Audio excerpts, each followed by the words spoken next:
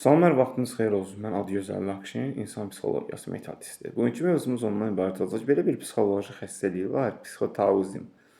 Adətən bu kimlərdə daha çox qabarıq olur, nədən yaranır səbəbləri başa düşəcəksiniz.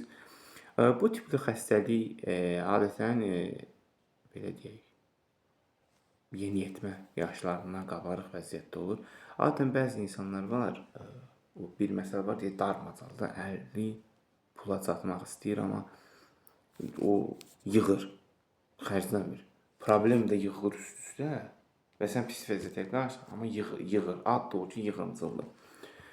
Və bu psixotauzm olan insanlarda da adətən ələ keçir 5 manat, 10 manat bir məsələ var deyə dal atır ki, hər hansı bir məqsədə. Amma məqsəd qalıb ikəndə və sonraki etapda nə edirlər? Mərhələdə. O pulu götürürlər, başqası gəlir, istəyir, verirlər ona. Və sonradan da bunun hər hansı bir növ xəstəliyi yaxud şəxsi problemi də varsa, onu həll etməlikdə o 2 qat artır. Və həmin insana da verdiyi də pul bir növdə əksərən də olur ki, həmin psixotauzm olan insanlarda dilləri yoxdur, verdiklərini ala bilmirlər. O qədər fağırdılar ki, yazıq. Getdi pulda. Pulun başına daş düşdü.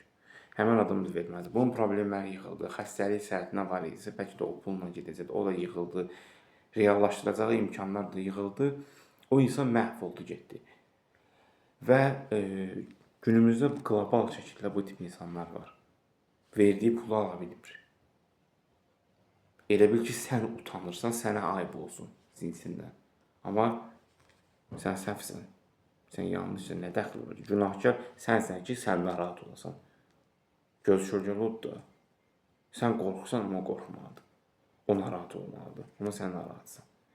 Çalışın hər zaman bu tipli insanlar olduğu halda çevrənizdə, yaxud siz bu xəstəliyi yoxmusunuzsa, ən azından bundan çıxmağınız üçün daim olaraq pozitiv həyat tərzi sürməlisiniz. Negativ həyat tərzi sürüldüyü təqdirdə siz daha çox pis vəziyyətdə qalacaqsınız. Seanslarımız əyani və onlayn şəkildə həyata keçirilir. Qoşulmaq istəyənlər şəxsi mesaj bölməsinə məlumat verə bilərlər.